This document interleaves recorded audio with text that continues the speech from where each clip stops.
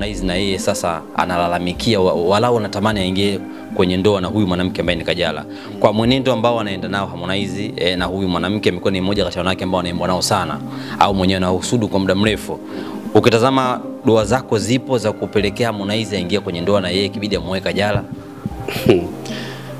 Unajua iko hivi, tunatamani sana huyu Harmonize aoe, lakini anamuoa nani? Ndo huyo Kajala.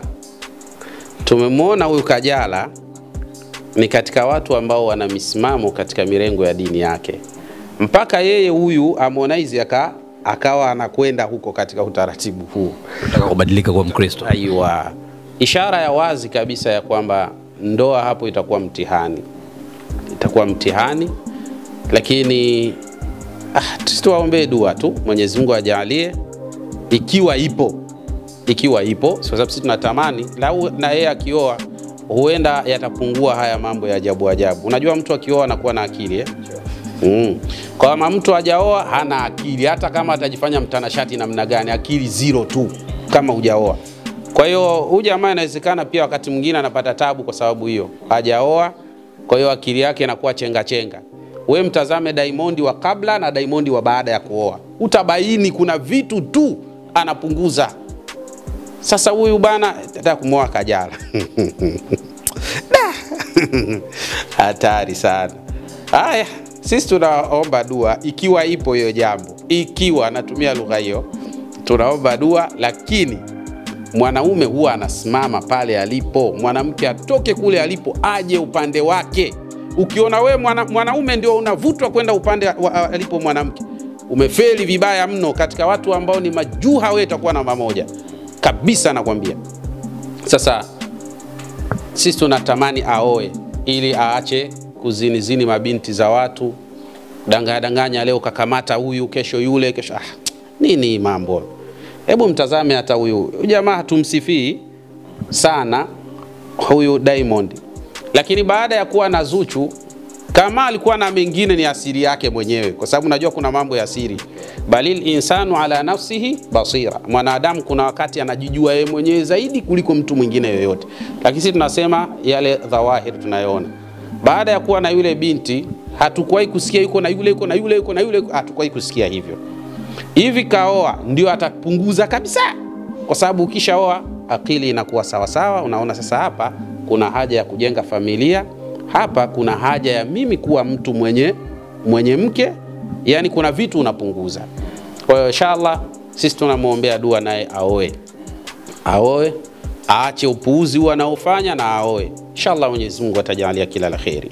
Muendelezo kwa hiki ambacho Harmonize amekifanya ni mfululizo, kila siku anawakera Waislamu, anaichukua Qur'ani.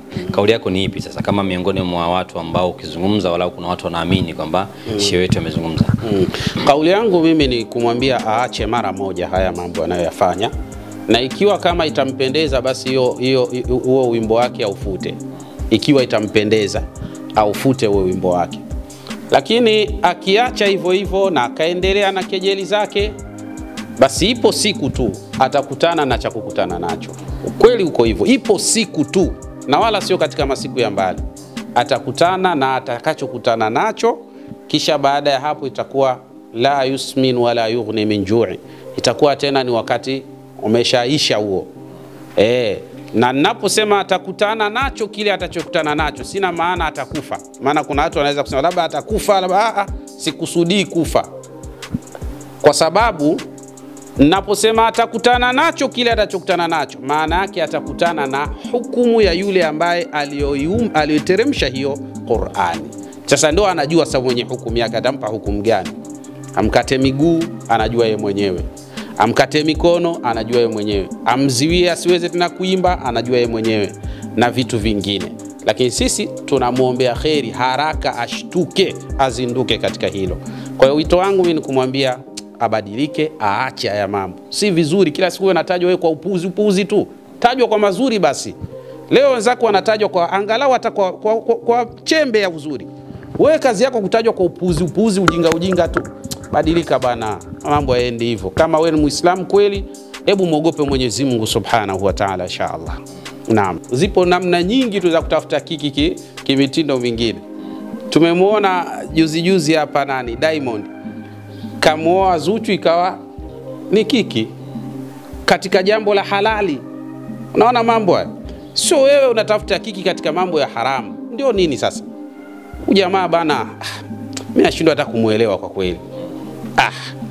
Anakera sana yani. Ni mtu ambaye hajitambui kabisa wala hajielewi. Sio na ushamba nao unachangia wala Makonde. Uko kwenye kabila sasa kusema, lakini sasa ushamba unachangia sana kwa ujamaa. Ujamaa ukimwangalia tu appearance yake unaona ujamaa bonge la mshamba yani. Basi tu. Ndio hivyo tu, Mungu kajalia katika njia zake hizo, anapata hizo anazopata, na hao wanawake wanamshobokea, basi anajiona bonge la, yani hakuna mtu mshamba kama ujamaa. Mtazama tu appearance yake, anavovaa, anavotembea, anavopanua kifua chake, unaona ujamaa bado mshamba tu. Kwa hiyo mengi yanakwenda kutokana na uelewa wake mdogo. Yani ukweli kabisa uko hivi. Wewe ushajijua kama wewe ni mwanamuziki. Hivyo twende pamoja kwamba wewe wanamuziki wake ni tatizo pia, lakini twende hivyo kwamba ushajiona wewe ni mwanamuziki mkubwa, una jina kubwa. Sasa haya mambo ya hivi ya nini? Ukiuliza utasikia mbona kuna fulani aliimbaga fulani ndo nini? Kwani akiimba huyo fulani ndo inakuwa halali? Maana kuna watu wako hivyo kwamba ana uwezo mtu wa kuacha hii topic akamwambia kuna fulani naye aliimbaga hivi. Mbona mkusema? Kwani fulani ndo nani? Kama na yeye kaimba hivyo na yeye vile ni katika makosa. Hakuna eti fulani ndo anakuwa kapatia kwa sababu sio fulani. Kwa kuwa kaimba vitu vya namna hiyo ni makosa, ni haram, haifai. Watu natakiwa waache. Kuna mambo mengi sana ya kuimba. Mashairi yako mengi sana. Tengenezeni mashairi. Kwanza siku hizi mimi sijui hata kama wanaandika mashairi hawa watu hapa. Yanatoka kichwani tu. Siku hizi wanatoa tu vya ovyo tu. Hawaandiki tena mashairi. Kwa sababu aiwa haandiki. Hisia zake zinazomtuma ndo anatengeneza muziki. Wazimu sasa huo. Inatakiwa mtu aandike mashairi. Katika kuandika mashairi ndio unabawabu, unaweza kuona kipi kizuri, kipi kibaya. Ujumbe utautoa katika kuandika. Ujumbe ukurupuki tu, umekurupuka tu kichwani unakurupuka hivyo. Haiko hivyo. Yani kuna mashairi inatakiwa mtu akae aandike, atazame hili jambo likilifikisha katika jamii na kuwaje.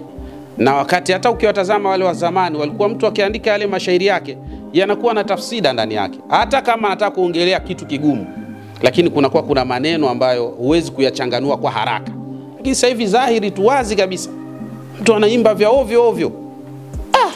Kama wewe ni Muislamu kweli, hebu muogope Mwenyezi Mungu Subhanahu wa Ta'ala inshallah.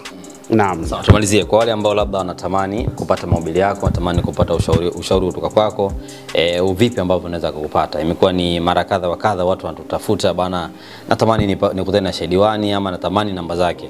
Tuambie sasa kupitia kamera zetu hizi wapi unaweza kukupata, na mara baada ya kuja utakutana na huduma gani zaidi? Sawa. Naam, mimi ninapatikana hapa Mbagara Kiziwiani, barabara ya lami kuelekea jeshini, na tunashughulika na masuala ya dua mbalimbali kwa mashakili ya aina mbalimbali. Kwa maana kuna wale wenye matatizo katika makazi, lakini kadhalika majumbani, hapa kaliki, hapa laliki. Tunaweza tukakushauri nini unaweza kufanya, inshallah majambo yakaweza kwenda vizuri. Lakini pia utatupata kwa namba zetu 0756634277 au 0712316222. Naam, ni mazungumzo sambamba na elimu ambayo tumepata kutoka kwa shehe wetu, mwalimu Diwani, na kubwa zaidi tumezungumza kuhusiana na kauli ambayo imetokana na msanii wa muziki Harmonize kupitia kwenye moja ya wimbo wake ambao ameposti hivi karibuni, akiwa amehusisha maneno yenye Qur'ani ndani yake. Mengi tumezungumza, lakini Sheikh Diwani amezungumza, yeye ni binadamu. Kama kuna namna yote ambayo unahisi amekosea, unaweza kutuambia kwenye comment hapo. Sheikh, hivi ambavyo umezungumza sio sahihi. Pia kama kuna namna yote ambayo ameongea unahisi amekukosha ama ni sahihi zaidi, endelea kukazia. Mwambie hapo ambapo umesema hivi umenifurahisha zaidi. Mwisho wa siku tuambie kwa hiki ambacho Harmonize alikifanya. Kila kukisha amekuwa ni moja kati ya wasanii ambao wanaimbwa, wanaongoza kwenye kuingilia Uislamu kama sio kuingilia Qur'ani. Tuambie kwa hiki ambacho amekifanya na mengine mengi ambayo umeshawahi kuyasikia kwamba Harmonize amefanya ni sahihi ama sio sahihi kwa namna moja ama nyingine. Kubwa zaidi, kama ndo mara yako ya kwanza kutazama video kunako YouTube channel yetu hii, basi usahau kusubscribe. Thanks for watching.